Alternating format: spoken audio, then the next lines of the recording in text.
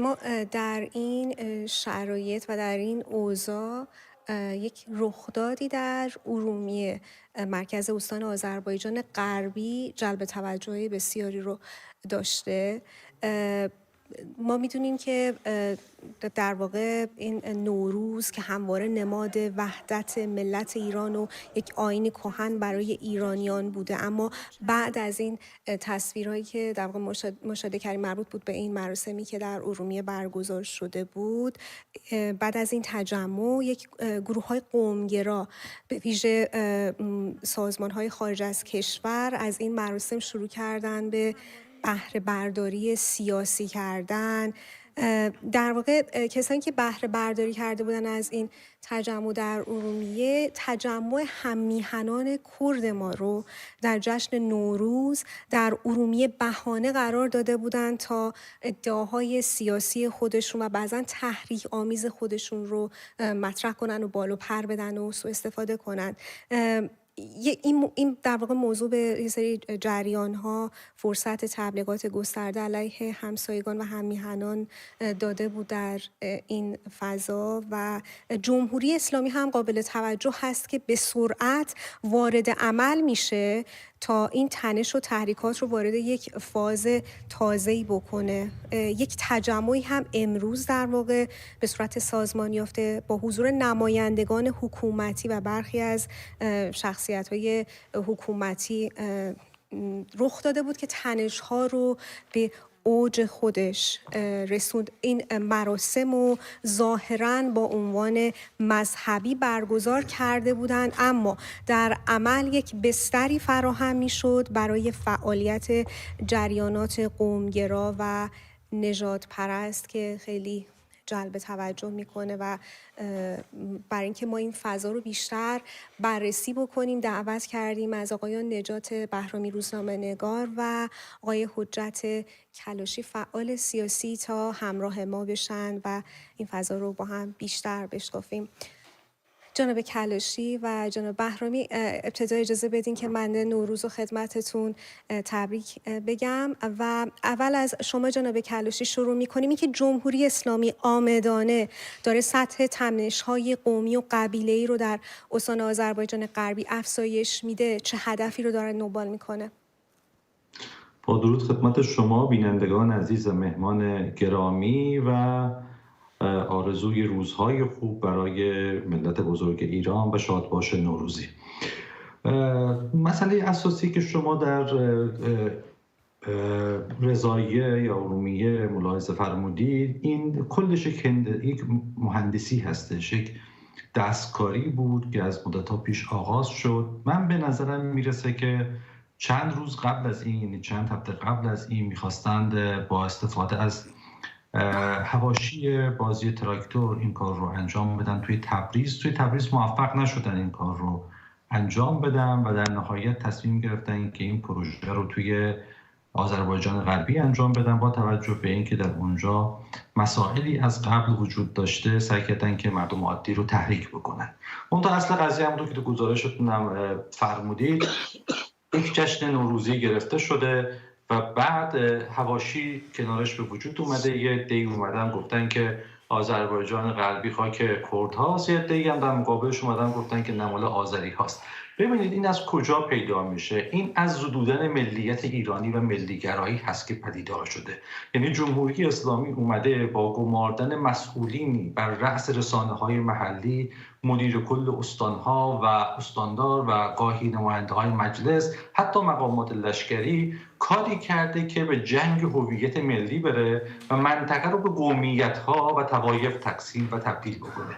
مثلا وقتی که نوروز هست، نوروز جشن طبیعی ایرانه، مثل ترکیه نیست که جشن نوروز متعلق به کردها باشه و به خاطر برگزاری جشن نوروز سالها کردها توسط دولت ترک سرکوب شده باشه. توی ایران جشن نوروز مال همه ایرانیان هست و همه ایرانیان از دیرباز و هزارها این جشن رو برگزار کردن. در شهری مثل رضاییه، چون دولت ملی نیست، به همین خاطر به جای اینکه بیاییم ما یه جشن ملی بزرگ نوروزی توی شهر برگزار بکنیم، به همین وسیله‌ای که الان شما می‌بینید، یعنی مهندسی افراد نفوذی در دستگاه امنیتی و سطوح بالای مدیریتی استان میان یه همچین نقاری رو، همچین دعوایی رو درست میکنن که واقعی نیست، مردم رو میترسونن و بعد میان یک مجوز میگیرن برای مراسم عزاداری، وسط اون به صورت سازمان یافته نه تنها شعارهای فاشیستی داده میشه توسط یک اقلیت سازمان یافته که وصلا به عناصر قدرت و ثروت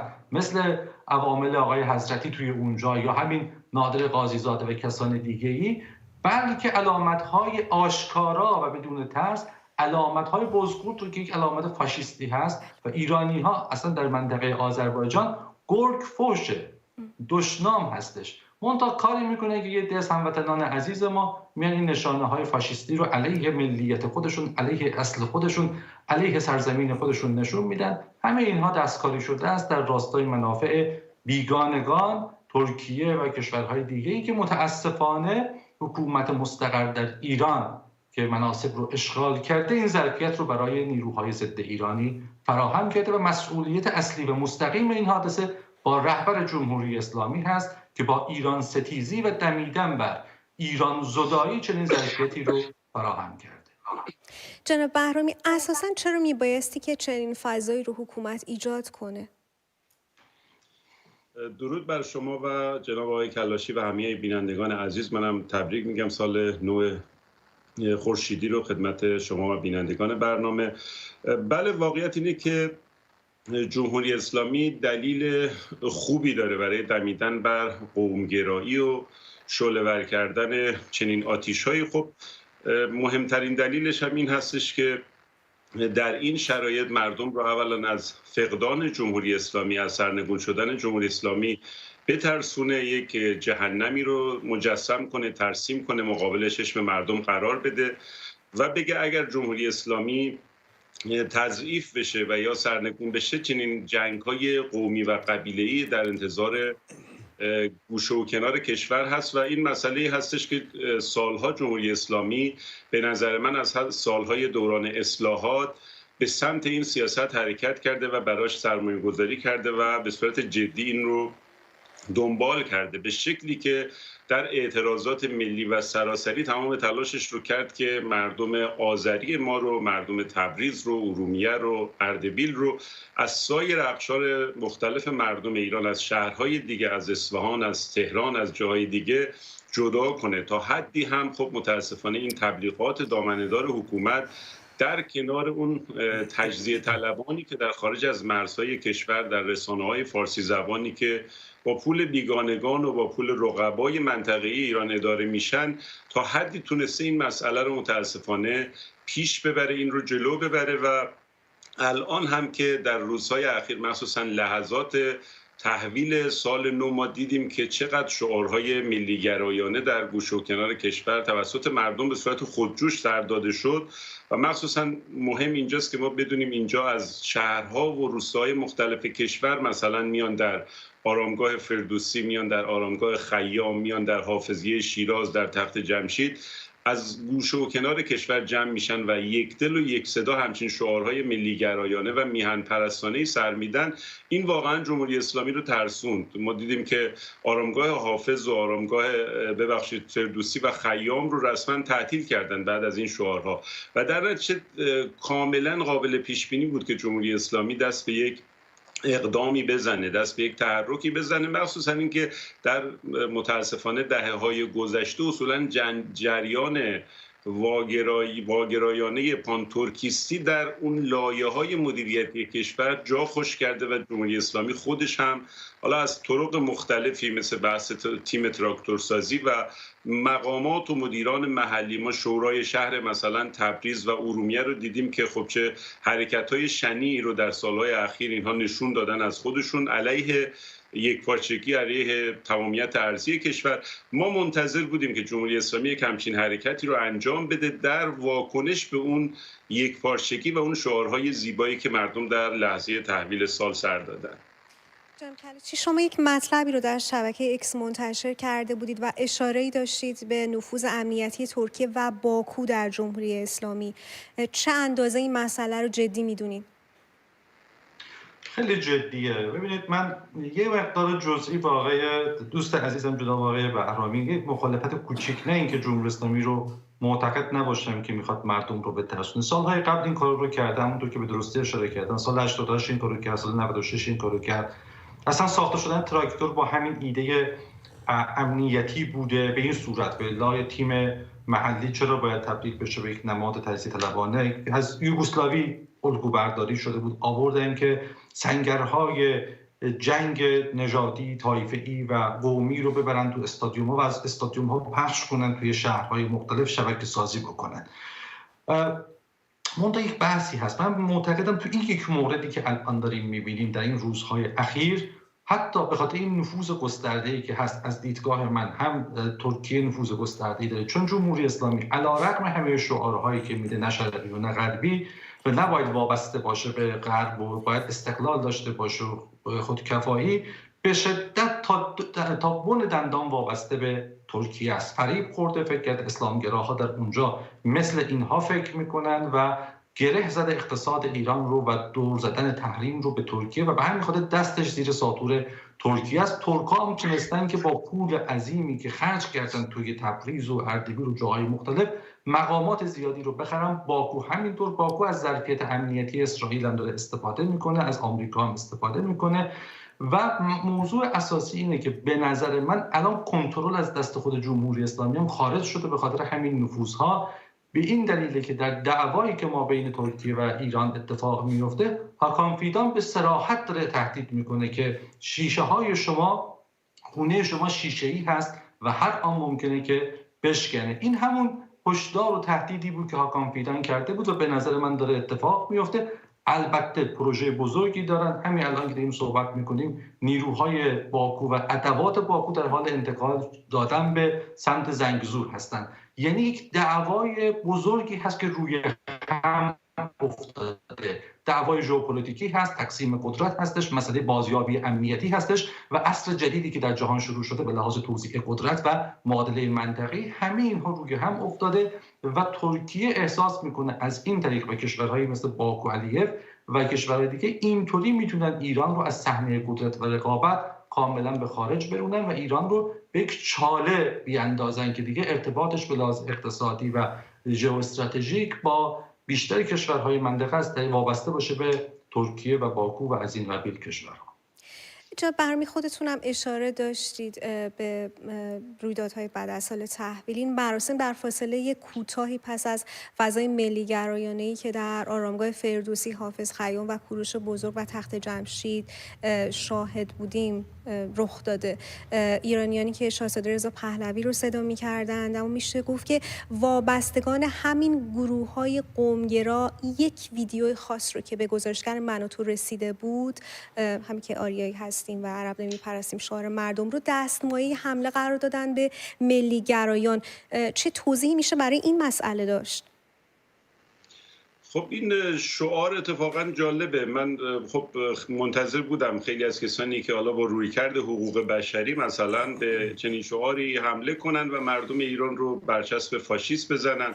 من نمیدونم واقعا اگر مردم ایران بگن که ما عرب میپرستیم اون وقت فاشیست نیستن. این اصلا ارتباطی به عرب ها نداره، توهینی به اعراب نیست، چه اعراب کشور خودمون چه اعراب دیگه، اعرابی که در منطقه هستن. هیچ توهینی حتی به اسلام هم نیست. این که ما عرب نمیپرستیم به نظر من واقعا یک شعاری هستش که از یک خودآگاهی ملی و ریشه‌داری نشأت گرفته و شعار خیلی زیبایی هم هست و همونطوری که اشاره کردم واقعا هیچ جنبه نژاد پرستانی در این شعار نیست. اما همونطوری که عرض کردم خب اینها واقعیت اینه که اگر این شعار هم نبود، همون شعارهای ایجابی و ایرانگرایانه‌ای که سر داده شد، همونها هم اینها در مقابلش قد علم می‌کردن و قد علم کردن. اصولا اینها هر زمانی که بحث ایران پیش میاد، اینا خیلی سرمایه‌های هنگفتی رو واقعا خرج کردن، هزینه کردن که اصولا ایرانگرایی رو بخشکنن، این مسئله رو به صورت فرهنگی، به صورت سیاسی و در نهایت بسترسازی کنن. یعنی یک جنگ فرهنگی و دامنه‌داری که در نهایت پشتش جنگ سیاسی است، پشتش جنگ ژئوپلیتیک است، پشتش تضعیف ایران هست. هست. شما حساب کنید از زبان فارسی شروع میکنن، از تمامیت ارضی شروع میکنن، از مناسک و اون نمادهای تاریخی شروع میکنن. اینها حتی مثلا با یک چهره‌ای که در سطح بین الملل به نماد حقوق بشر تبدیل شده و این حرف رو هم ما نزدیم، یعنی اندیشمندان و مورخان یونانی و خود غربی ها، کوروش بزرگ رو میگم. اگر شما حقوق بشر سرتون میشه، خب چه دشمنی، چه نفرتی با کوروش کبیر دارید؟ چرا انقدر هر جا اسم ایشون میاد شما شاخکاتون میجنبه؟ واقعیت اینه که تمام اینها یک برنامه‌های جداگانه ای هستش که در نهایت ریشش یک چیزه، ریشش زدن ایران هست و این مسائل و این مباحث حقوق بشری که اینها علم میکنن بهانه‌ای بیش نیست و واقعا هدفشون زدن ایران است. جناب کلاشی، چرا این اندازه همین گروه‌های قومگرا به اصطلاح گزیده شدند از فضای ویدیوهای ملی گرایانه‌ای که پس از نوروز ثبت شده بود؟ خب جز این هم انتظاری نیست، به خاطر اینکه اینا ذاتشون دشمنی با ایرانه، برای همین کار سازماندهی شدن، ذهنیتشون از اینجا میاد. شما در دوره از جنگ جهانی دوم به بعد که گروه‌های تجزیه طلب در ایران به کمک استالین به وجود اومدن، اگر از اونجا نگاه بکنید می‌بینید که مأموریت ویژه تاریخی اینها جنگیدن با اون ملات هویت ملی ایران بود، اون چیزی بوده که ایرانیان رو وحدت داده در درازای تاریخ.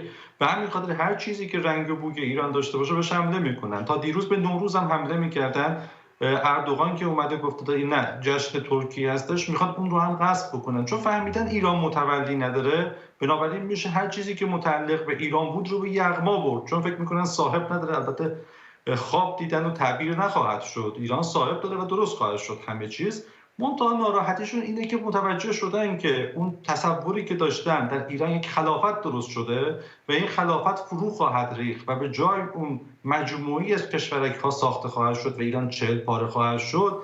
بالعکس اون علیرغم همه جنگ‌هایی که جمهوری اسلامی با هویت ایرانی کرده، این ملی‌گرایی ایران و خودآگاهی ایرانی که بر سر پای خودش ایستاده و داره تاریخ رو تعیین میکنه به کدوم سمت بره. وقتی این رو نگاه میکنن، این موج بیداری سرتاسری ایران رو میبینن، وحشت زده میشن. شما نگاه بکنید روز اول نوروز، مردم با این فشار اقتصادی در خراسان همین شعار رو میدن، در شیراز همین شعار رو میدن، در جای جای ایران اگر این سرکوب امنیتی نباشه، مردم بدون اینکه با هم هماهنگ بکنن شعارهای واحدی رو میدن. این روح وحدت، این روح مشترک همه ایرانیان هستش. در همین رضاییه که ما البته بلدیم مشکلات رو ایران رو چجوری حل کنیم، مسائل ایران رو، و نخواهیم گذاشت که در ایران اتفاق دردناکی به وجود بیاد، ولی همین تو رضاییه فقط 24 ساعت این عوامل سرکوب دست نگه دارن، ببینن که مردم چه چیزی رو انتخاب خواهند کرد اونجا. اون وقت معلوم خواهد شد که هیچ تفاوت قومی، زبانی، هویتی در اونجا نیست و همه مردم یک سمت ایران می‌ایستن، همونطور که در جنگ 8 ساله ایستادن و از ایرانیت و از سنگر ایرانیت دفاع میکنن و اتفاقا بیش از هر مردم دیگه‌ای به مانند همه ایران از پادشاهی ایران دفاع خواهند کرد، از هویت ایران، از تاریخ ایران، از کوروش خواهند گفت، از تخت جمشید خواهند گفت و از هر جایی که متعلق به همه ایرانی است. این دردشون آورده، این هویت ایرانی، این وحدت ایرانی، این خیزش و رستاخیزی که در افق ظاهر شده، همه اینها رو به وحشت انداخته و البته ما نمیتونیم چاره برای وحشتشون داشته باشیم. باید تحمل بکنن و قبول بکنن که عصر ایرانگرایی آغاز شده. سپاسگزارم از هر دوی شما، جناب حجت کلاشی فعال سیاسی و آقای نجات بهرامی روزنامه‌نگار.